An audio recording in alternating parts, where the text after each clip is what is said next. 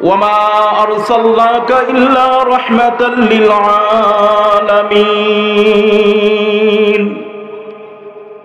দয়াময় রব্বে করিম ডাক দিয়া বলেন, হে আমার প্রেমস্পদ রাসূল, আমি আপনাকে দুনিয়ার বুকে, পৃথিবীর বুকে, ধরার বুকে, গোটা জগতের মাখলুকাতের জন্য আমি আল্লাহ আপনাকে রাহমাতাল লিল আলামিন, গোটা পৃথিবীর ভিতরে আমি আল্লাহ আপনাকে রহমত হিসাবে প্রেরণ করেছি। কেমন রহমত, কেমন রহমত! আমার আল্লাহ পাক রব্বুল আলামিন বলেন সূরাতুল ফাতিহার ভিতরে, আলহামদুলিল্লাহি রাব্বিল আলামিন। ও গোটা জগতের মানুষ, এই গোটা পৃথিবীর মালিক হলো আমি আল্লাহ। নবমণ্ডল, ভূমণ্ডল, আসমান, জমিন, পাহাড়, পর্বত, নদ নদী, তৃণলতা, যা কিছু আছে গোটা পৃথিবীর পালন কর্তা হলো আমি আল্লাহ। আসমান আমি আল্লাহ নিপুণ হাতে তৈরি করেছি, জমিনকে আমি আল্লাহ সুন্দর করে সাজিয়ে দিয়েছি। আসমান এবং জমিনের মধ্যবর্তী যতগুলো মাখলুকাত তোমরা দেখতে পাও, এই গোটা পৃথিবীর মাখলুকাত গুলো আমি আল্লাহ কোনের মাধ্যমে সৃষ্টি করেছি। আল্লাহ পাক রব্বুল আলামিন বলেন যে এই জগতের, গোটা জগতের পালনেওয়ালা আমি আল্লাহ। আমি মানুষের পালনেওয়ালা, আমি জিন্নাতের পালনেওয়ালা, আমি সমস্ত পাক পাখালির পালনেওয়ালা, সমুদ্রের সমস্ত প্রাণীগুলোর পালনেওয়ালা আমি আল্লাহ। স্থলের সমস্ত বন্য পশুদের পালনেওয়ালা আমি আল্লাহ। আমি আল্লাহ একটা অন্ধ পশুকে খাওয়াই, একটা ছোট্ট পিপিলিকাকেও আমি আল্লাহ তাআলা রিজিক দান করি। আমি আল্লাহ যত ছোটর থেকে ছোট, হাকির থেকে হাকির, যত ছোট ছোট প্রাণীগুলো আছে ওই প্রাণীগুলোর পালনেওয়ালাও আমি আল্লাহ। আমি আল্লাহ যেমন মানুষের পালনেওয়ালা, আমি আল্লাহ যেমন জিন্নাতের পালনেওয়ালা, আমি আল্লাহ যেমন গোটা পৃথিবীর মাখলুকাতের পালনেওয়ালা রব, ওই গোটা পৃথিবীর জন্য আমার রাসূল হলো ওয়ামা আরসালনাকা ইল্লা রাহমাতাল লিল আলামিন। মানুষের জন্য আমার নবী রহমত, জিনদের জন্য আমার নবী রহমত, গোটা পৃথিবীর সমস্ত মাখলুকাতের জন্য আমার নবীর রহমত। আমার নবীর রহমত গোটা পৃথিবীর ভিতরে বিস্তৃত, যেমন ভাবে আমার দয়া গোটা পৃথিবীর ভিতরে বিস্তৃত, অনুরূপ ভাবে আমার নবীরকে আমি যে রাহমাতাল লিল আলামিন হিসাবে দুনিয়ার ভিতরে আমি আল্লাহ পাক রব্বুল আলামিন প্রেরণ করেছি। বন্ধু, আমি আল্লাহ পাক রব্বুল আলামিন নবীজিকে মায়ার বাঁধনে বেঁধে আল্লাহর দিন জমিনে কায়েম করার জন্য আমি দুনিয়ার ভিতরে প্রেরণ করেছি। আল্লাহ পাক রব্বুল আলামিন বলেন, নবী আপনি যেখানে আছেন আমি সেখানে আছি। হে নবী, আপনি দিন কায়েম করার জন্য দুনিয়ার ভিতরে এসেছেন এবং আল্লাহর রাসূল সাল্লাল্লাহু আলাইহি ওয়াসাল্লাম দুনিয়ার ভিতরে এসে গোটা পৃথিবীর মানুষদেরকে ডাক দেয়, ইয়া আইয়ুহান নাস কুলু লা ইলাহা ইল্লাল্লাহ তুফলিহুন। ও দুনিয়ার মানুষ, তোমরা আল্লাহকে এক মনে করো, আল্লাহর তাওহীদকে তোমরা ঘোষণা করো, আল্লাহর তাওহীদকে তোমরা দিলে প্রাণে মেনে নাও, তাসদীক বিল জানান করো, ইকরার বিল লিসান করো, আমল বিল আরকার করো। জবানে আল্লাহ পাক রব্বুল আলামিনের তাওহীদকে তোমরা ঘোষণা করো, দিলের ভিতরে আল্লাহ তাআলার তাওহীদকে তোমরা বিশ্বাস স্থাপন করো এবং তোমরা মুখে মুখে আল্লাহ পাক রব্বুল আলামিনের তাওহীদ তাওহীদকে তোমরা স্বীকার করো এবং আল্লাহ পাক রব্বুল আলামিনের যতগুলো বিধান আছে সমস্ত বিধানগুলো তোমরা পালন করো। আমি নবী, আমাকে আল্লাহ পাক রব্বুল আলামিন দুনিয়ার ভিতরে প্রেরণ করেছে, আমাকে তোমরা নবী হিসাবে মানো। আমার আল্লাহ পাক রব্বুল আলামিন নবীজিকে দুনিয়ার ভিতরে প্রেরণ করেছেন আল্লাহ ভোলা মানুষদেরকে আল্লাহর সঙ্গে জুড়ে দেওয়ার জন্য, জাহান্নামী মানুষদেরকে জান্নাতমুখী করার জন্য। আল্লাহর রাসূল সাল্লাল্লাহু আলাইহি ওয়াসাল্লাম দুনিয়ার ভিতরে আসলেন, গোটা পৃথিবীর ভিতরে এক কোষ্ঠী পাথরের দ্বারা সমস্ত মানুষগুলোকে স্মরণে পরিণত করলেন। ওই কোষ্ঠী পাথরের নাম হলো কোরআন। ওই কোষ্ঠী পাথরের নাম হলো কোরআন। আর ওই কোরআনের তালিম দেওয়া হয় এই মাদ্রাসাগুলোর ভিতরে। আমি বলতেছি, যারা আল্লাহ এবং আল্লাহর রসুলকে মহব্বত করে তারা মাদ্রাসাগুলোকে মহব্বত করবে। আল্লাহর রসুল সাল্লাল্লাহু আলাইহি ওয়াসাল্লাম বলেন, যেই ব্যক্তি মাদ্রাসাকে মহব্বত করে, যেই ব্যক্তি মসজিদ দেখে খুশি হয়, যেই ব্যক্তি মাদ্রাসা দেখে খুশি হয়, ফাকাদ ইস্তাকমালাল ঈমান, ওই ব্যক্তি তার ঈমান কে পরিপূর্ণ করে নিল। ও দোস্ত, এই মাদ্রাসাকে মহব্বত করা ছাড়া আল্লাহর রসুলকে মহব্বত করা যাবে না। সর্বপ্রথম আমাদের দিলের ভিতরে আল্লাহর রসুলের মহব্বত আসতে হবে। আল্লাহর রসুলকে মহব্বত করেছেন হযরতে বেলাল হাবশী রাদিয়াল্লাহু তাআলা আনহু। বেলাল হাবশীকে যখন নির্যাতন করা হতো আর বলা হতো, বেলাল তুমি একবার বলো তুমি আল্লাহকে মানো না, তুমি রসুলকে মানো না, তুমি কালেমাকে ভুলে যাও। বেলাল শুধু বলতো আহাদ আহাদ আহাদ।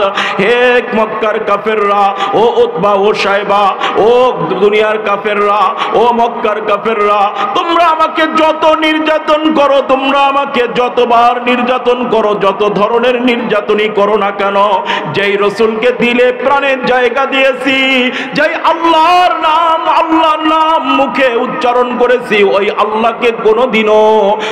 আল্লাহকে কোনোদিনও বলতে পারবো না। ওই রসুলের মহব্বত দিলের ভিতরে এমন ভাবে গেঁথে গেছে, এই মহব্বত আমার অন্তর থেকে জীবনে কোনোদিন বের হবে না। আল্লাহর রসুলের সাহাবীরা আল্লাহর রসুলকে মহব্বত করতেন। এর হাজারো দৃষ্টান্ত আছে, হাজারো দৃষ্টান্ত আছে।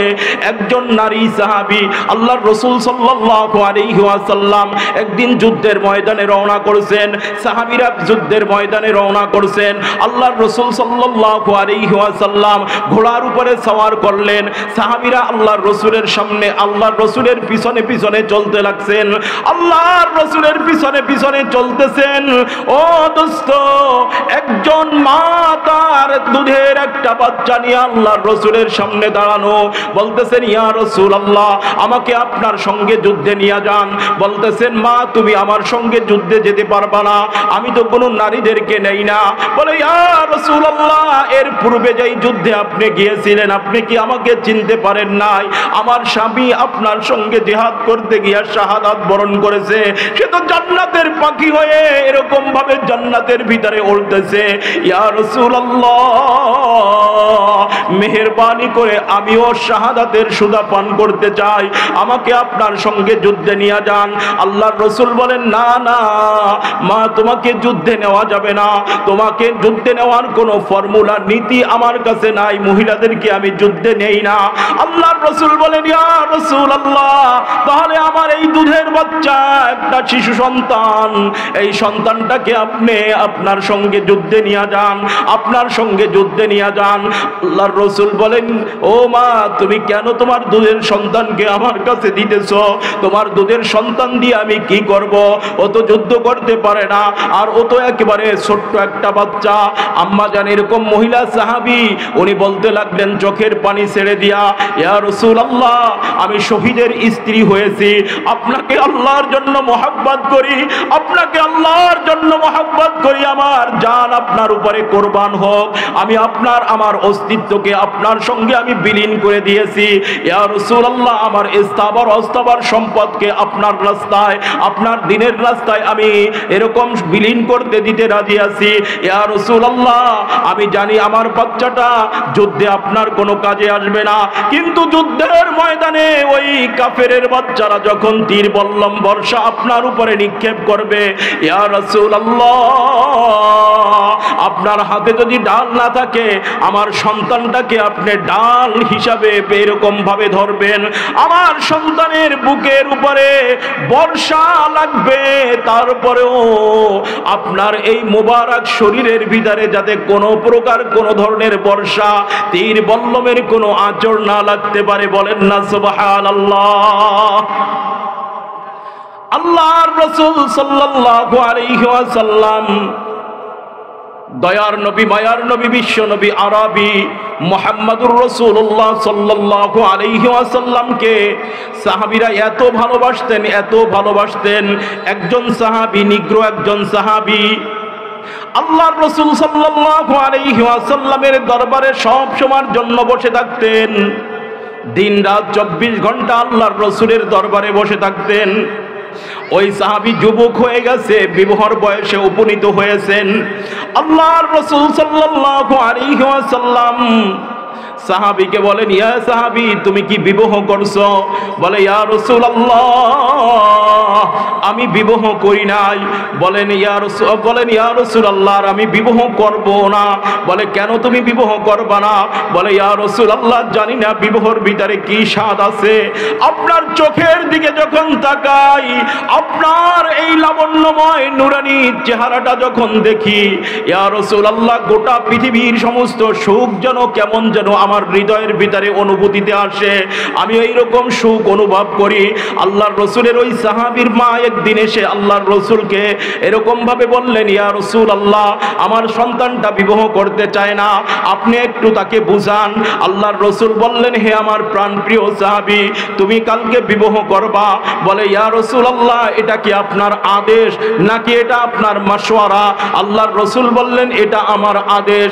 এরকম ভাবে আল্লাহর রাসূলের সাহাবী চলে গেলেন, মেয়ে দেখলেন।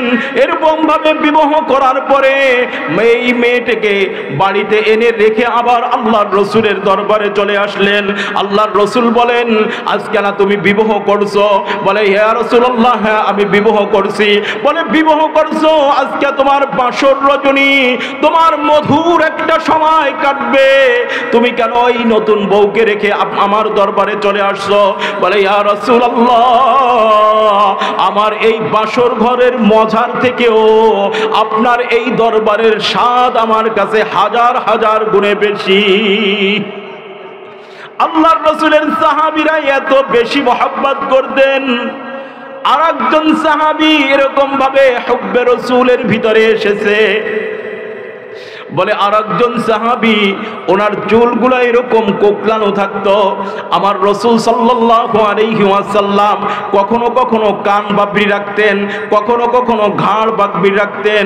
এরকম চুলগুলাই যখন তেল দিতেন, চুলগুলার ভিতরে তেল দেওয়ার পরে একেবারে মাঝখানটা একটা সিঁথি কাটতেন। আল্লাহর রাসূলের নুরানি চেহারা দেখার পরে চন্দ্র কেমন যেন এলমান হয়ে যেত, সূর্যের আলোটাও এলমান হয়ে যেত, সূর্যের আলো কেমন যেন নীরব নিথর নিস্তব্ধ হয়ে যেত। অদস্ত আল্লাহর রাসূলের সাহাবী, ওই নিগ্রো সাহাবী, উনি একদিন লৌহ শলাকা পুড়িয়ে পুড়িয়ে ওনার মাথার ভিতর দিয়া এখানে মাঝখান দিয়ে দাগ দিতেছে। আল্লাহর রাসূলের সাহাবীকে আল্লাহর রাসূল জিজ্ঞাসা করলেন, তোমার মাথার ভিতরে এখানে দাগ কেন? আল্লাহর রাসূল সাল্লাল্লাহু আলাইহি ওয়াসাল্লামের সাহাবী বলেন, ইয়া রাসূলুল্লাহ, ইয়া হাবিবাল্লাহ, আমার চুলগুলা কোকলানো, আমি চিরুনি দিয়া এত আশ্রয়, কিন্তু আমি মাঝখান দিয়া এরকম ভাবে তো সিঁথি কাটতে পারি না, আমি সিঁথি উঠাইতে পারি না।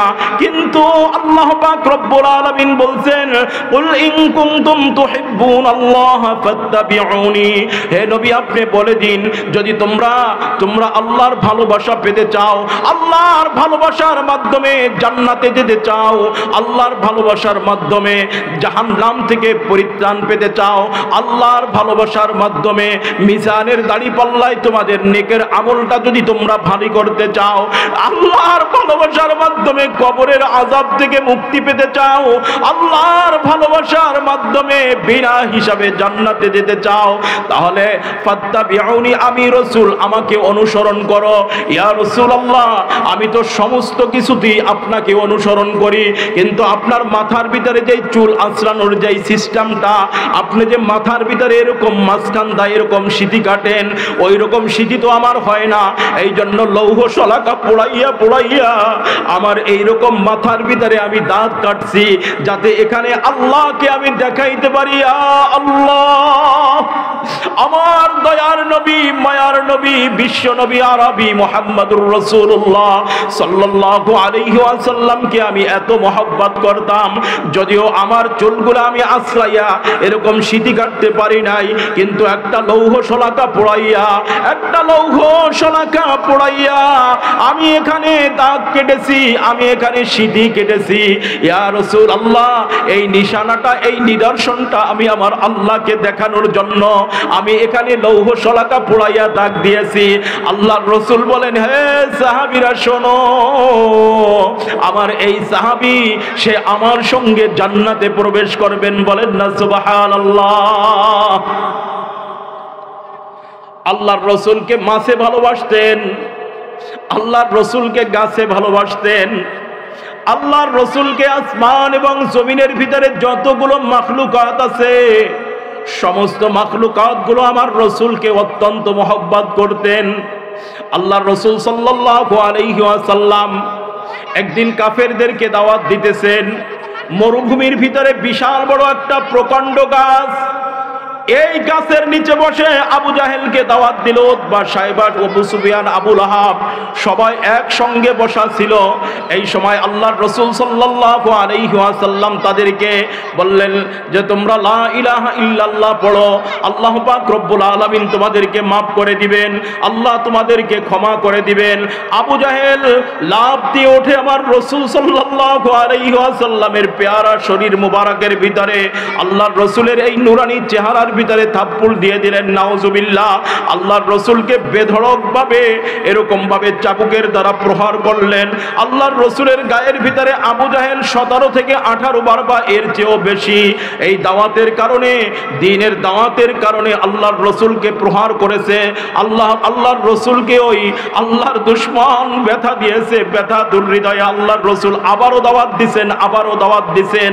আল্লাহর রাসূল সাল্লাল্লাহু আলাইহি ওয়াসাল্লাম উম্মতকে দাওয়াত দিতে গিয়া ব্যথা দুর্হৃদয়ে একেবারে অন্তর ভাঙ্গা হৃদয়ে দাওয়াত দিতেন। আল্লাহর রাসূল দাওয়াত দেওয়ার পরে যদি কোনো কাফের ইসলাম গ্রহণ না করত, আল্লাহর রাসূল এরকম ভাবে মানে গলা কাটা মুরগির মতো ছটফট করতেন। আর কেমন যেন কই মাছটাকে এরকম পানির থেকে উঠানোর পরে শুকনার ভিতরে রাখার পরে যেরকম ভাবে ছটফট করতে থাকে, লম্ফ করতে থাকে, কাতরাইতে থাকে, আল্লাহর রাসূল এরকম ভাবে ছটফট করতে থাকেন। আল্লাহর রাসূল সাল্লাল্লাহু আলাইহি ওয়াসাল্লামের ব্যাপারে আল্লাহ পাক রব্বুল আলামিন কুরআনুল কারীমের আয়াত নাযিল করেছেন। মা ক্বালা আল্লাকা বাকিউন নাফসাকা, হে নবী আপনি তো আপনার উম্মতের উপরে আফসোস করতে করতে হয়তোবা আপনার জানটা কি আপনি খতম করে দিবেন। আবু জাহেল যখন দাওয়াতকে অস্বীকার করলো, আল্লাহর রাসূল ব্যথা হৃদয়ে ওখান থেকে ঘুরে পিছনের দিকে আসতে লাগলেন। এই পর্যায়ে আল্লাহর রাসূল সাল্লাল্লাহু আলাইহি ওয়াসাল্লামকে আবু জাহেল বলল এ মুহাম্মদ ইবনে আব্দুল্লাহ ইবনে আব্দুল মুত্তালিব বিন কুসাই বিন কিলাব বিন মুররা বিন কাআব, তুমি কুরাইশ বংশের সন্তান, তুমি আমার ভাতিজা, কিন্তু তুমি তোমার বাপদাদার ধর্মকে আলাদা করে তুমি কোন ধর্মের উপাসনা করতেছো? আচ্ছা, আমরা তোমার ধর্ম মানব যদি তুমি এখন একটা আমার কথাকে বাস্তবায়ন করে দেখাইতে পারো। আবু জাহেলের কথা শুনে আল্লাহর রাসূল বলেন, চাচা জান আপনি কি বলতে বলতে চান আমাকে বলেন।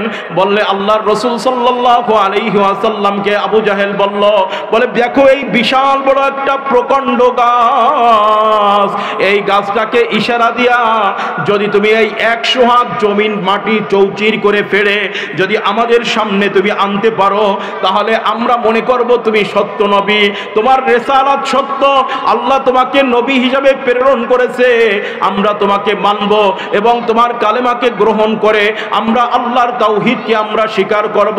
আল্লাহর রাসূল সাল্লাল্লাহু আলাইহি ওয়াসাল্লাম বলেন, চাচাদান কথা ঠিক তো? বলে হ্যাঁ ঠিক। এইবার আল্লাহর রাসূল গাছকে ইশারা দেয়, ও গাছ, আমাকে আল্লাহ পাক রব্বুল আলামিন আশরাফুল মাখলুকাত, শুধু আশরাফুল মাখলুকাত হিসাবে আমাকে সৃষ্টি করে নাই, আমাকে সাইয়্যিদুল মুরসালিন হিসাবে বানানো হয়েছে, আমাকে রাহমাতুল লিল আলামিন হিসাবে দুনিয়ার ভিতরে প্রেরণ করেছে। আমি তোমাকে হুকুম দিতেছি গাছ, তুমি অতি তাড়াতাড়ি তুমি আমার আঙ্গুলের ইশারায় আমার পায়ের কাছে চলে আসবা। আল্লাহর রাসূল সাল্লাল্লাহু আলাইহি ওয়াসাল্লামকে আল্লাহর রাসূল সাল্লাল্লাহু আলাইহি ওয়াসাল্লাম এরকম বলার সাথে সাথে গাছটা মাটিকে চৌচির করে ফেরে মাটির বুক ফেড়ে আল্লাহর রাসূলের পায়ের কাছে গাছটা চলে আসছে। শুধু আসি নাই, গাছের ভিতরে যতগুলো ডাল ছিল, শাখা ছিল, পাতা ছিল, সমস্ত ডাল এবং শাখা প্রশাখা গাছ বা গাছের যতগুলো ডালপালা ছিল সবগুলোর থেকে আওয়াজ এসেছে, আশহাদু আল্লাহ ইলাহা ইল্লাল্লাহু ওয়া আশহাদু আন্না মুহাম্মাদান আবদুহু ওয়া রাসূলুহু। বলেন না সুবহানাল্লাহ। আমার মায়ার নবী, দয়ার নবী, বিশ্ব নবী আরবী, এত মহাব্বতের একজন নবী ছিলেন, এত মায়ার নবী ছিলেন, এত দয়ার নবী ছিলেন। একদিন আল্লাহর রাসূল সাল্লাল্লাহু আলাইহি ওয়াসাল্লাম বিশাল বড় একটা কাফেলা নিয়ে দাওয়াত দিয়ে মদিনার থেকে অনেক দূর থেকে হাঁটতে হাঁটতে আসতেছিলেন। এক পর্যায়ে আল্লাহর রাসূল আবু বকর রাদিয়াল্লাহু তাআলা আনহু এবং ওমর রাদিয়াল্লাহু তাআলা আনহুকে বললেন, ওমর, আবু বকর, আমার খুব ক্লান্ত লাগতেছে, ওই যে একটা গাছ দেখা যায় ওই গাছের ছায়ার তলে আমরা একটু বসি, ওই গাছের ছায়ার তলে আমরা একটু বিশ্রাম নেই, আমার জন্য কি তোমরা একটু অপেক্ষা করবা? আবু বকর রাদিয়াল্লাহু তাআলা আনহু বলেন, ইয়া রাসূলুল্লাহ, যেই দিন আপনার কালেমা, আপনার তাওহীদের কালেমা, আল্লাহর কালেমা গ্রহণ করছি, ওই দিন থেকে আমার জান, জীবন, আমার অর্থ, আমার মাল, আমার জান, আমার সময় সব কিছু আপনার জন্য কোরবানি করে দিয়েছি। ওমরে ফারুক রাদিয়াল্লাহু তাআলা আনহু বলেন, ইয়া রাসূলুল্লাহ, আমার জান আপনার উপরে কোরবান হোক, আপনি যদি আগুনে ঝাঁপ দিতে বলেন 1 সেকেন্ড দেরি করব না, আগুনে লাফ দিয়ে পড়ে যাব। আপনি যদি অতল গভীর সাগরের ভিতরে আমাকে তলিয়ে যেতে বলেন, ডুবিয়ে দিতে বলেন, আমি ওমর লাফ দিয়ে সাগরের ভিতরে চলে যাব। ইয়া রাসূলুল্লাহ, আমার জান আপনার উপরে কোরবান, আমাদেরকে এখানে অপেক্ষা করাবেন, এটা বলার কি আছে, আমরা বসি। আল্লাহর রাসূল বসলেন, সাহাবীদের সঙ্গে কথোপকথন করতেছিলেন। এক পর্যায়ে একজন ব্যক্তি এরকম বস্তার ভিতরে করে কি যেন একটা নিয়ে যাইতেছে। আল্লাহর রাসূল সাল্লাল্লাহু আলাইহি ওয়াসাল্লাম ওই ব্যক্তির দিকে তাকাইলেন, দেখতেছেন বস্তার ভিতরে কি যেন নড়াচড়া করতেছে। ডাক দিলেন, ভাই এদিকে আসো। ওই ব্যক্তি আসলো, আসার পরে বলতেছেন, ও ভাই, তোমার বস্তার ভিতরে এটা কি? বলে, আমি শিকারী, আমি একটা বিশাল বড় গোলসাপ শিকার করছি বনের থেকে, আমার ব্যবসা হলো এটাকে নিয়ে আমি এরকম ভাবে বাজারের ভিতরে যাব, বিক্রি করব, আর এর দ্বারা আমার সংসার পরিচালিত হয়। আমি এইভাবে শিকার করে করে বাজারে বিক্রি করি, আর এর দ্বারা আমি সংসারকে পরিচালনা করি, আমার সাংসারিক কার্যক্রম আমি পরিচালনা করি। আল্লাহর রাসূল বললেন, ভাই, তোমার ওই একটু ভিতরে বস্তার ভিতরে যেই জানোয়ারটা আছে ওইটা একটু আমাকে দেখাবা। ওই ব্যক্তি বলল, আপনি কে আমি জানি না, যদি আমি বস্তার মুখটা খুলি তাহলে এই জন্তুটা হয়তো চলে যাবে, এই যন্ত্রটা আমার আর ধরতে পারবো না, অনেক কষ্ট করে ধরছি, আমি দেখাইতে রাজি না। এই বইলা ওই ব্যক্তি চলা শুরু করলো।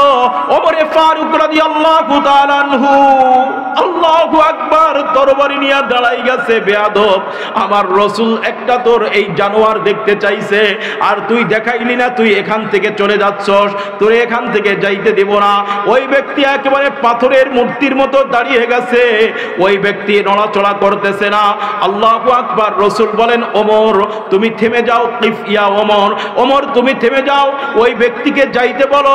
ওই ব্যক্তিকে বলল, ইয়া রাসূলুল্লাহ, বলল হে রাসূল, ঠিক আছে ওনাকে যাইতে বলেন, আমি কিছু বলবো না, আমি কিছু বলতে চাইও না। ওই ব্যক্তিকে আল্লাহর রাসূল বললেন, যাও তুমি চলে যাও। আল্লাহর রাসূল বলার পরেও ওমরে ফারুক রাদিয়াল্লাহু তাআলা আনহু রাগান্বিত হইয়া তরবারিটা নিয়ে দাঁড়িয়ে আছে। ওমরে ফারুক রাদিয়াল্লাহু তাআলা আনহু আল্লাহর রাসূলকে এত মহব্বত করতেন, এত মহব্বত করতেন। আল্লাহর রাসূল দেখতে চাইছেন, দেখায় নাই, রাগ এখনো মাথার থেকে নামে নাই, তরবারটা নিয়ে কাঁপতেছেন, রাগে প্রকম্পিত হইতেছেন।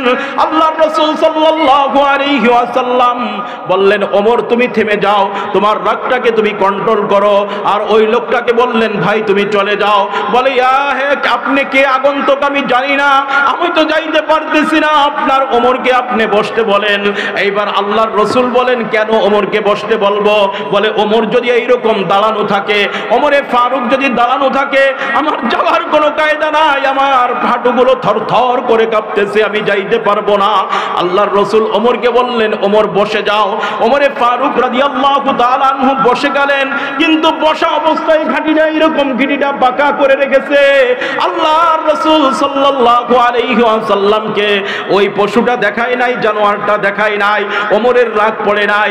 এইবার ওই ব্যক্তিকে বলল, এইবার তুমি চলে যাও। বলে, ইয়া রাসূল আমি যাইতে পারতেছি না, আমি যাইতে পারতেছি না। ওমর দেখেন রাগান্বিত অবস্থায় বসে আছে, আমার এখনো ভয়ে থরথর করে শরীরটা কাঁপতেছে, হাঁটু কাঁপতেছে, পা আমি সামনের দিকে ফেলাইতে পারি না। এইবার বলে, তোমার যখন এতই ভয়, এতই ভয়, তুমি একটু বস্তার মুখটা করে জানোয়ারটা দেখাইলে তোমার অসুবিধা কোথায়? বলে, আমাকে যদি আপনি গ্যারান্টি দিতে পারেন যে এই জানোয়ারটা বের করার পরে আমি আবার ধরতে পারবো, বা আমার এই বস্তার থেকে লুকিয়ে অন্য কোথাও যাবে না, তাহলে আমি অবশ্যই অবশ্যই আপনাকে দেখাবো। আল্লাহর রাসূল বলেন, তুমি আমাকে চেনো না, আমাকে চেনো না, এই জানোয়ার কেন, গোটা পৃথিবীর সমস্ত মাখলুকাতগুলোকে যদি আমি রাসূল হুকুম করি 1 মিনিটের জন্য, 10 মিনিটের জন্য, 5 মিনিটের জন্য তোমরা সবাই স্থির হয়ে যাও, একটা মাখলুকাতও আমার হুকুমের অবাধ্য হবে না। বলেন না সুবহানাল্লাহ। আল্লাহর রাসূল সাল্লাল্লাহু আলাইহি ওয়াসাল্লাম, আল্লাহর রাসূল সাল্লাল্লাহু আলাইহি ওয়াসাল্লাম জানোয়ারটাকে মুখ খোলার জন্য বললেন, খোলো মুখ। মুখটা খোলা হইল। এইবার জানোয়ারটা ওই বিশাল বড় গোল সাপটা এইবার আল্লাহর রাসূল সাল্লাল্লাহু আলাইহি ওয়াসাল্লামের সামনে এসে দাঁড়িয়ে গেছে। আল্লাহর রাসূলের সামনে এসে শুধু দাঁড়িয়ে যায় নাই, মাথাটা উঁচু করে বলতেছে, আসসালাতু ওয়াসসালামু আলাইকা ইয়া হাবিবাল্লাহ, আসসালাতু ওয়াসসালামু আলাইকা ইয়া হাবিবাল্লাহ, আসসালাতু ওয়াসসালামু আলাইকা ইয়া রাহমাতাল লিল আলামিন, আসসালাতু ওয়াসসালামু আলাইকা ইয়া সাইয়্যিদুল মুরসালিন। এরকম সালাম দিতেছে এবং শেষ বাক্য এরকম পড়তেছে, আশহাদু আল্লা ইলাহা ইল্লাল্লাহু ওয়া আশহাদু আন্না মুহাম্মাদান আবদুহু ওয়া রাসূলুহু। এই গুলশাবটা এরকম পড়তেছিল। গুলশাবের যে মালিক দেখে তো অবাক হয়ে গেল, বলল, আমি এতদিন পর্যন্ত আপনাকে খুঁজতেছিলাম, পাই নাই, নিঃসন্দেহে আপনি আল্লাহর প্রেরিত হাবিব। আমি তাওরাতের ভিতরে, জবুরের ভিতরে, ইনজিলের ভিতরে আপনার সিমটম, আপনার আলামতগুলো আমি অধ্যয়ন করেছি, আমি পড়েছি। আপনার আসমানি নাম হবে আহমদ আর জমিনের নাম হবে মুহাম্মদ। আপনার চেহারাটা অত্যন্ত সুন্দর হবে, আপনার চেহারা যদি কোনো ব্যক্তি দেখে সে পাগল পরা হয়ে যাবে। আপনি অবশ্যই আল্লাহর দ্বীনের নবী, আল্লাহর মায়ার দ্বীনের নবী। বলে, হ্যাঁ আমি আল্লাহর রাসূল, আমি আল্লাহর থেকে প্রেরিত হয়ে এসেছি। বলেন, ইয়া রাসূলুল্লাহ আর দেরি কইরেন না, আর দেরি কইরেন না, আমাকে কালেমা পড়াইয়া এখনই আপনি মুসলমান বানাই দেন। বলেন না সুবহানাল্লাহ। আল্লাহর রাসূল সাল্লাল্লাহু আলাইহি ওয়াসাল্লাম ওই ব্যক্তিকে কালিমা পড়াইয়া মুসলমান বানাইয়া দিল। দোস্ত আমি আপনাকে একটা কথা বলতে চাই, একটা কথা বলতে চাই, আল্লাহর রসুলকে গোটা পৃথিবীর মাখলুকাত ভালোবাসতো। আল্লাহর রসুল যখন হাঁটতেন মেঘমালা এরকম আল্লাহর রসুলকে ছায়া দিয়া এরকম মেঘমালা এরকম ভাসতে থাকতো। আল্লাহ পাক রব্বুল আলামিন মেঘমালাগুলোকে হুকুম দিত, আমার নবী আমার খুব মহব্বতের, খবরদার খবরদার রৌদ্রের ভিতরে যাতে আমার নবীর নুরানি চেহারার ভিতরে কোনো প্রকার কষ্ট না পায়, রৌদ্রের ভিতরে আমার নবী যাতে কষ্ট না পায়। প্রখর রৌদ্রে মরুভূমির ভিতরে আল্লাহর রসুল যখন হাঁটতেন মেঘমালা এরকম আল্লাহর রসুলকে ছায়া দিয়ে এক জায়গার থেকে অন্য জায়গায় নিয়ে যেত, আল্লাহর রসুলের সঙ্গে চলতো। ও দোস্ত আল্লাহর রসুল সাল্লাল্লাহু আলাইহি ওয়াসাল্লামকে মহব্বত করতেন গোটা পৃথিবীর মাখলুকাত, শুধু আল্লাহর রসুলকে মাখলুকাতই মহব্বত করতো না, জিন বলেন মানুষ বলেন গোটা পৃথিবীর মাখলুকাতের ভিতরে আল্লাহর রসুলকে যারা ভালোবাসছেন, আল্লাহ যাদেরকে হেদায়েত দিয়েছেন, তারা আল্লাহর রসুলের জন্য এরকম জানটাকে কোরবান করে দিতেন। আল্লাহর রসুল সাল্লাল্লাহু আলাইহি ওয়াসাল্লামের জন্য সাহাবীরা এরকম গলা কাইটা দিত। হযরত ইউসুফ আলাইহিস সালাতু ওয়াস সালামের ঘটনা আপনারা শুনছেন, আমি লম্বা ঘটনা বলবো না। ইউসুফ আলাইহিস সালাতু ওয়াস সালামকে আমার আল্লাহ পাক রব্বুল আলামিন এত সৌন্দর্য মণ্ডিত করে দুনিয়ার ভিতরে প্রেরণ করেছেন, এত সৌন্দর্য দিয়ে পৃথিবীতে প্রেরণ করেছেন। মুফাসসিরিন ইকরাম হাদিসের ভিতরে, মুফাসসিরিন ইকরাম তাফসীরের কিতাবের ভিতরে, মুহাদ্দিসিন ইকরাম হাদিসের হাসিয়ার ভিতরে ব্যাখ্যার ভিতরে ঘটনা এনেছে যে আল্লাহ পাক রব্বুল আলামিন গোটা পৃথিবীর সমস্ত সৌন্দর্যকে দুই ভাগে বিভক্ত করেছেন। এক ভাগ সৌন্দর্য হযরতে ইউসুফ আলাইহিস সালাতু ওয়াস সালামকে দিয়ে গোটা পৃথিবীর সৌন্দর্যকে দুই ভাগ করে এক ভাগ সৌন্দর্য দিয়ে হযরতে ইউসুফ আলাইহিস সালাতু ওয়াস সালামকে তৈরি করেছেন, আর এক ভাগ সৌন্দর্য গোটা পৃথিবীর মাঝে ছড়িয়ে দিয়েছেন। ইউসুফ আলাইহিস সালাতু ওয়াস সালামের জন্য আজিজে মিশরের স্ত্রী জুলাইখা পাগল হয়ে যায়, জুলাইখা পাগল হয়ে যায়, জুলাইখা পাগল হয়ে যায়। শুধু আজিজে মিশরের স্ত্রীরা, এরকম ভাবে ওই মিশরের অনেক নারীরা, মন্ত্রী পরিষদের অনেক নারীরা, অনেক মন্ত্রীদের স্ত্রীরা পাগল হয়ে যায়। ইউসুফ আলাইহিস সালাতু ওয়াস সালামের জন্য আঙ্গুল কাটছে, রক্ত বের হয়েছে, তাদের কোনো অনুভূতি নাই, তাদের কোনো অনুভূতি নাই।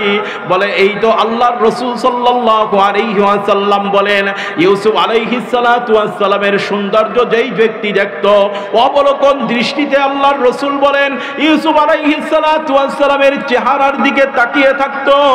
আমি বলি ও জগৎবাসী দেখো দেখো, ইউসুফ আলাইহিস সালাতু ওয়াস সালামের প্রেমে পড়ে মহিলারা আঙ্গুল কেটে দিয়েছে, কিন্তু আমার রাসূলের প্রেমে পড়ে, আমার রাসূলের প্রেমে পড়ে সাহাবীরা তাজা প্রাণটা জিহাদের ময়দানে দিয়ে দিত। এখনো নবীর ভক্ত উম্মতেরা যারা আছে, আশিকে উম্মতেরা আছে, আল্লাহর রাসূলকে নিয়ে যদি কখনো সিনিমিনি খেলা হয়, ও দোস্ত আল্লাহর রাসূলের উম্মত সহ্য করে না। তারা এরকম ভাবে মা এবং বাবার ব্যাপারে কম্প্রোমাইজ করতে পারে, রাষ্ট্রের ব্যাপারে কম্প্রোমাইজ করতে পারে, গোটা পৃথিবীর সব কিছুর ব্যাপারে তারা কম্প্রোমাইজ করতে পারে, সংবেদনশীল হয় না। কিন্তু আল্লাহর রাসূল সাল্লাল্লাহু আলাইহি ওয়াসাল্লামের ইজ্জত, আল্লাহর রাসূলের মান সম্মান নিয়ে যদি কেউ টানা হেচড়া করে, তাকে কিন্তু এই উম্মতে মুহাম্মাদি কোনোদিন ছেড়ে দেয় না। কথা ঠিক না? ঠিক বলেন। আল্লাহর রাসূলের মহব্বত এত বেশি উম্মতের ভিতরে, এখনো রাসূলের কথা বললে আমাদের চোখের ভিতরে পানি আসে। এখনো আল্লাহর রসুলের ঘটনাগুলো শুনলে আমাদের অশ্রু সজল আঁখি নিয়ে আমরা এরকম অশ্রু মুছতে থাকি আর আল্লাহর রসুলের রওজা মুবারকে যাওয়ার জন্য প্রার্থনা করতে থাকি। অথচ আল্লাহর রসুল সাল্লাল্লাহু আলাইহি ওয়াসাল্লাম বলেন, ও আমার উম্মতেরা, আমাকে যদি তোমরা ভালোবাসো, আমার ভালোবাসার বহির প্রকাশ হলো আমার সুন্নাতগুলোর আমল করা। আল্লাহর রসুল বলেন, মান হাফিজা সুন্নতি হাফিজাহুল্লাহু তাআলা ওয়া আকরামাহুল্লাহু বিআরবা'i খিসালিন আল মুহাব্বাতু ফি কুলুবিল বারারা ওয়াল হাইবাতু ফি কুলুবিল ফাজারা ওয়াস সাআতু ফির রিজকি ওয়াস সিকাতু ফিদ দ্বীন আও কামা ক্বালা আলাইহিস সালাতু ওয়াস সালাম। আল্লাহর রাসূল বলেন, মান হাফিজা সুন্নতি, যেই ব্যক্তি আমার সুন্নাতকে হেফাজত করবে, যেই ব্যক্তি আমার সুন্নাতকে হেফাজত করবে, আমার সুন্নাত হলো টুপি পরা, যেই ব্যক্তি আমার সুন্নাত পড়লো, আমার সুন্নাতের উপরে আমল করলো, একটা মরা সুন্নাতকে জিন্দা করলো। আমার সুন্নাত হলো পাঞ্জাবি পরা, নিসফে সাত পোশাক পরা।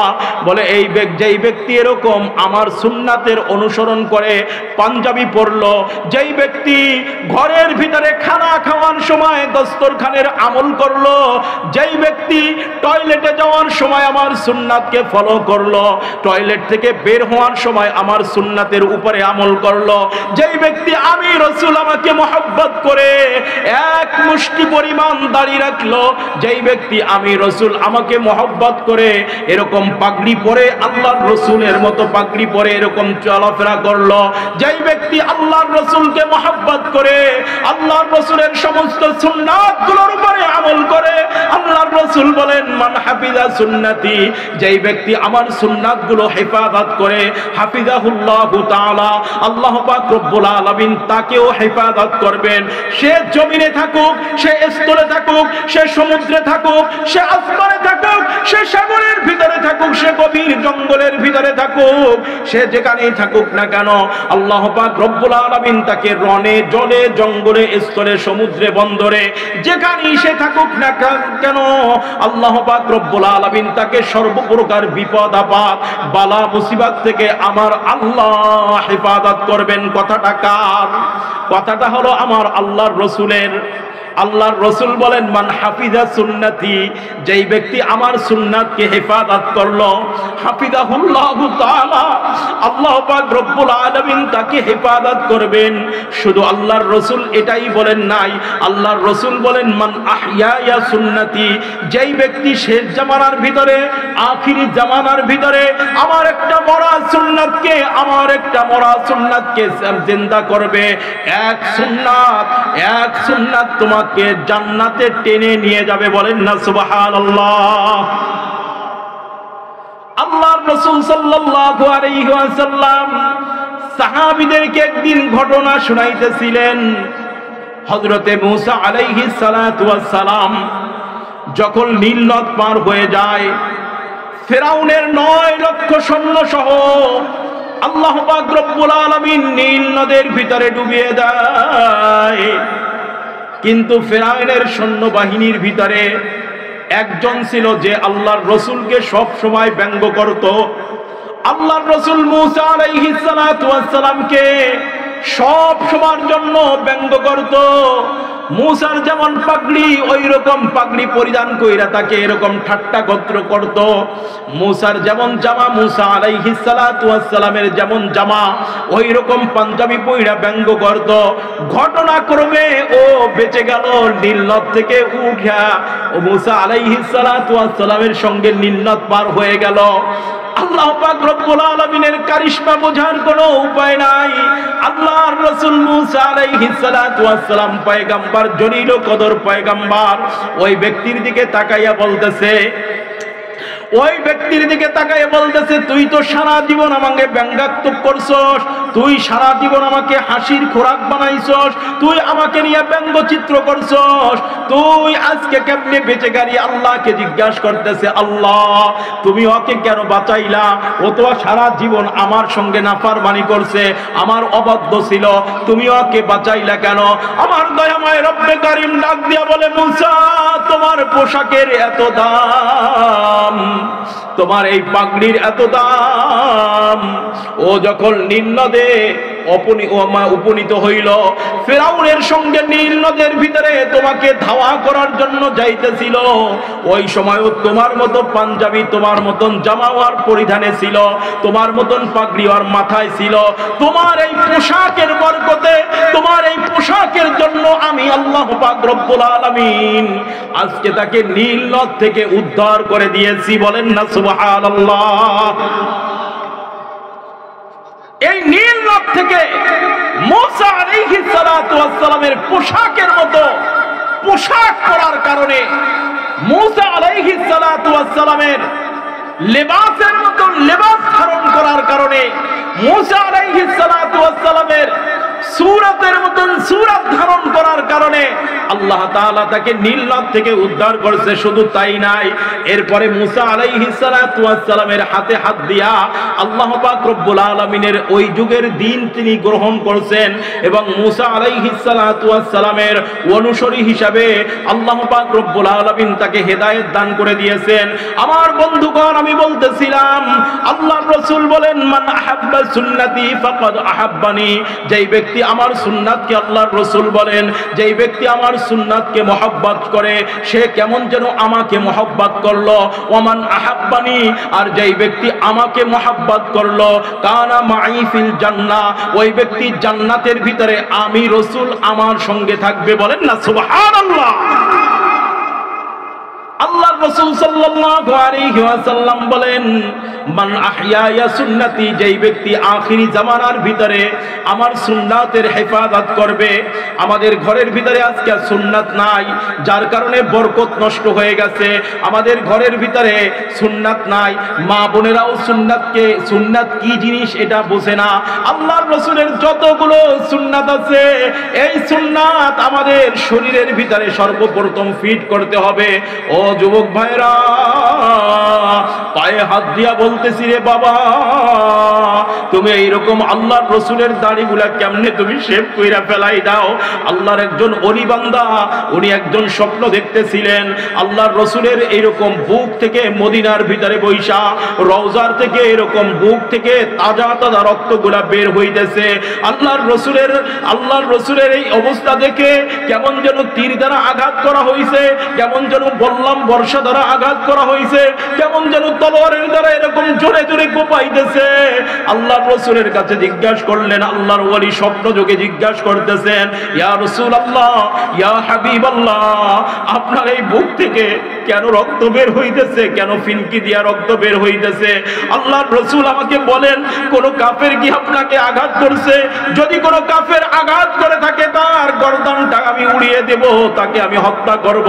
আল্লাহর রাসূল বলে, ও আমার উম্মত,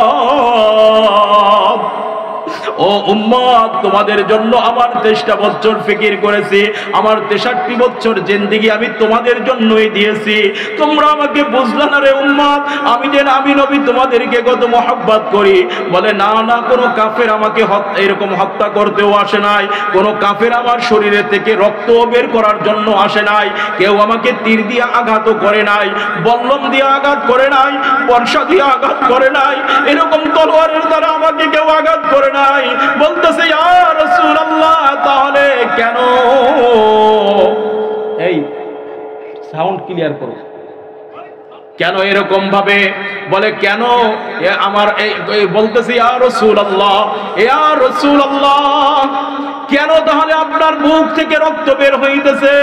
বলে, আমার উম্মত যখন দাড়ির ভিতরে খুর লাগায়, আমার উম্মত যখন দাড়ির ভিতরে খুর লাগায়, আমার উম্মত যখন দাড়ির ভিতরে কেচি লাগায়, আমার উম্মত যখন ডিজিটাল মেশিন দিয়া এরকম ভাবে দাড়িগুলা মুন্ডাই ফেলাই দেয়, তখন কেমন যেন আমার উম্মত আমার কলিজার ভিতরে বল্লম দিয়া বর্ষা দিয়া আঘাত করে। ও যুবক ভাইরা, হাতে ধরি পায়ে ধরি, এই দাড়ি রাখাকে তোমরা স্বাভাবিক এবং মামুলি মনে করতেছো। দাড়ি রাখা কিন্তু সুন্নাতে মুআক্কাদা না। সমস্ত উলামায়ে কেরাম একমত, দাড়ি হলো শিআরে ইসলাম, দাড়ি রাখা ওয়াজিব, এটা কোনো সাধারণ সুন্নাত না। দোস্ত, একজন মানুষ যখন ঘুমাই যায়, আল্লাহ আল্লাহ পাক রব্বুল আলামিন তার আমলনামায় কোনো গুনাহ লেখে না। একজন মানুষ যখন নামাজে দাঁড়ায় যায় তার আমলনামায় কোনো গুনাহ লেখে না। একজন মানুষ যখন ইবাদতে মগ্ন থাকে তার আমলনামায় কোনো গুনাহ লেখা হয় না। কিন্তু গাড়ি কাটার গুনাহটা এত বড় মারাত্মক গুনাহ, তার ঘুমানোর ভিতরেও তার নামের ভিতরে কবিরা গুনাহ লেখা হয়। তার কোরআন তেলাওয়াতের ভিতরেও তার নামের ভিতরে কিরামান কাতিবিনা ইয়ালামুনা মা তাফআলুন। এই যে ফেরেশতা, এই ফেরেশতা এরকম ভাবে তার আমলনামার ভিতরে কবিরা গুনাহ লিখতে থাকে। ঘুমের ভিতরে, খাওয়ার ভিতরে 24 আওয়ার্স 24 ঘন্টা দাড়ি কাটার গুনাহ হলো কবিরা গুনাহ তার আমলনামার ভিতরে লেখা হয়। একটা সুন্নাত তুমি আঁকড়িয়ে ধরো, একটা সুন্নাত বলে আল্লাহর রাসূল বলেন যদি কেউ আমার একটা সুন্নাতকে আঁকড়িয়ে ধরে মজবুতির সাথে, ওই একটা সুন্নাতই তাকে পরকালের নাজাতের ব্যবস্থার বন্দোবস্ত করে দিবে। ও দোস্ত, আজকের থেকে বাসার ভিতরে আমরা দস্তরখানের আমল করব, আমরা এরকম টুপি পরিধান করব, আল্লাহর রাসূলের এই যে সুন্নাত, এই সুন্নাতের অনুসরণ করার জন্য আমরা চেষ্টা করব। আমি বলতেছিলাম লম্বা হাদিস, মান হাফিদা সুন্নতি হাফিজাহুল্লাহু তাআলা, যেই ব্যক্তি আল্লাহর রাসূলের সুন্নাতকে হেফাজত করবে আল্লাহ পাক রব্বুল আলামিন তাকে বিভিন্ন বিপদ আপদ বালা মুসিবত থেকে হেফাজত করবে। শুধু তাই নাই, শুধু ভালো করে শুনেন, আল্লাহর রাসূলের সুন্নাতকে হেফাজত করলে আল্লাহ পাক রব্বুল আলামিন এই বর্তমান জিন্দেগির ভিতরে, আমাদের হায়াতের ভিতরে 4টা পুরস্কার দান করবে। কয়টা জোরে বলেন? আমার বন্ধুগণ, আল্লাহর রাসূল সাল্লাল্লাহু আলাইহি ওয়াসাল্লাম বলেন যদি কোনো ব্যক্তি আমার সুন্নাতকে হেফাজত করে তাহলে আমি 4টা পুরস্কার আমি আল্লাহ তাআলা তাকে দান করব। 1 নম্বর হলো আকরামাহুল্লাহু বিআরবাই খিসালিন আল মুহাব্বাতু ফি কুলুবিল বারারা। গোটা পৃথিবীর সমস্ত মানুষগুলো সুন্নাতের আমলকারী ব্যক্তিকে মহব্বত করবে। 1 নম্বর, অর্থাৎ আপনি যেখানে যাবেন শুধু সম্মান পাবেন, শুধু সম্মান পাবেন। আপনার মুখের ভিতরে দাড়ি, এরকম মাথায় টুপি। ও দোস্ত, আজকে যখন কুড়িগ্রাম থেকে, রংপুর থেকে মাহফিল করে যখন আসতেছিলাম, আল্লাহু আকবার, আমার সফর সঙ্গী ছিল। একটা পাম্পের ভিতরে ঢুকে গেলাম। পাম্পের ভিতরে আমরা ইস্তেঞ্জা করব। আমরা গাড়ি থেকে নেমে পাম্পের দিকে রওনা করছি। পাম্পের ইস্তেঞ্জাগুলো, কুড়িগ্রামের পাম্পের ইস্তেঞ্জাগুলো একটু নরমাল ছিল। আজকের ঘটনা বলি, পাম্পের যিনি ম্যানেজার ছিলেন এইরকম ভাবে এত দ্রুত গতিতে ছুটে আসলেন আমাদের দিকে, আমরা মনে করছি যে এখানে মনে হয় পেশাব পায়খানা করার নিষেধ। এত দ্রুত গতিতে ছুটে আসলেন। আমার সফর সঙ্গীরাও আমার সঙ্গে ছিল। উনি আয়েশা বলতেছেন, হুজুর আমার রুমে চলেন। বলেন না সুবহানাল্লাহ। কিসের কারণে সম্মান করছে? এই সুন্নাতের কারণে। বলে হুজুর আমার রুমে চলেন, এই টয়লেট থেকে, এই ইস্তেঞ্জার থেকে। আমার রুমের ইস্তেঞ্জাটা, আমার পার্সোনাল ইস্তেঞ্জারটা অত্যন্ত সুন্দর। উনি সুন্দর কইরা তাজিমের সাথে আমাদেরকে নিয়ে গেলেন। অদস্ত আরো তো কত মানুষ ওখানে ইস্তেঞ্জা করতে যায়। আমার গায়ের ভিতরে সুন্নাত ছিল, মাথার ভিতরে টুপি ছিল। উনি মনে করছেন আমি নায়েবে রাসূল। এই যে মহব্বত করছে আল্লাহর রাসূলের জন্য, হয়তো আল্লাহ পাক রব্বুল আলামিন যখন বাহানা খুঁজবেন, আল্লাহ তাআলা কাউকে জান্নাত দেওয়ার জন্য বাহানা খুঁজবেন, এইরকম ছোট্ট ছোট্ট বাহানায়, ছোট্ট ছোট্ট ওসিলায় আল্লাহ পাক রব্বুল আলামিন তাকে জান্নাত দান করবেন। আল্লাহর রাসূল বলেন আল মুহাব্বাতু ফি কুলুবিল বারারা, সুন্নাতের হেফাজতকারীকে গোটা পৃথিবীর সমস্ত মানুষগুলো সম্মান করবে, ইজ্জত করবে। 2 নম্বর হলো আল হাইবাতু ফি কুলুবিল ফাজারা, গোটা পৃথিবীর গুনাহগার ব্যক্তি, গোটা পৃথিবীর ফাসিক, ফুজ্জার, ডাকাত, চোর ডাকাত যারা আছে, মদখোর হোক, গুন্ডা হোক, যেই ধরনের মানুষই হোক না কেন, ওই ব্যক্তি সুন্নাতের হেফাজতকারী ব্যক্তিকে সম্মান করবে, তাজিম করবে এবং ভয় পাবে। আর 3 নম্বর হলো ওয়াসআতু ফির রিজকি, বলে এরকম ভাবে রিজিকের ভিতরে প্রশস্ততা দান করা হবে। ওয়াসআতু ফির রিজকি, যেই রিজিকের জন্য আমরা পাগল পড়া, সকাল থেকে সন্ধ্যা পর্যন্ত মাঠের ভিতরে, সকাল থেকে সন্ধ্যা পর্যন্ত কারো রিজিক আসমানে, কারো রিজিক সাগরের ভিতরে, কারো রিজিক মাঠের ভিতরে। আমরা রিজিকের জন্য দৌড়াই।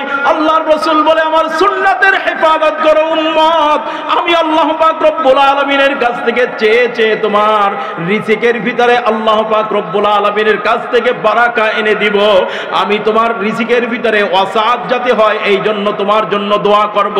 3 নম্বর সুন্নাতের হেফাজতকারীর পুরস্কার হলো ওয়াসাআতু ফির রিজক, বলে রিজকের ভিতরে এরকম ভাবে রিজিকের ভিতরে আমার আল্লাহ পাক রব্বুল আলামিন বিশাল বড় ওয়াসাআত দান করবে।